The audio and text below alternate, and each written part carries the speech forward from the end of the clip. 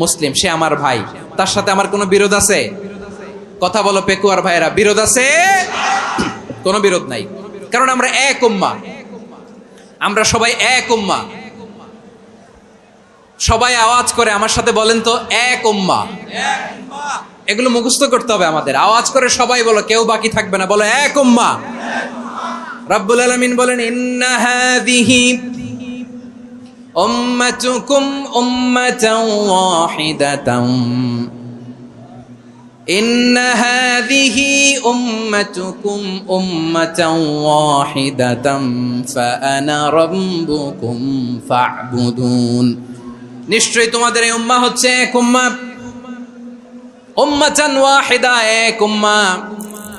আমি তোমাদের এক রব, আমি এক আল্লাহর ইবাদত করো, আমি ছাড়া কারো ইবাদত করো না। আদেশটা কার? তাহলে আমরা সবাই মিলে কয় উম্মাহ? শুধু এক উম্মাই না, শুধু আমরাই না, আমাদের সবার দিন একটা। আওয়াজ করে বলো, কয়টা? বিশ্বনবী বলেন, আল আম্বিয়াউ ইখওয়াতুন লিআল্লাত, নবীরা হচ্ছে বৈমাত্রেয় ভাইয়ের মতো। উম্মাহাতুহুম শাত্তা ওয়া দীনুহুম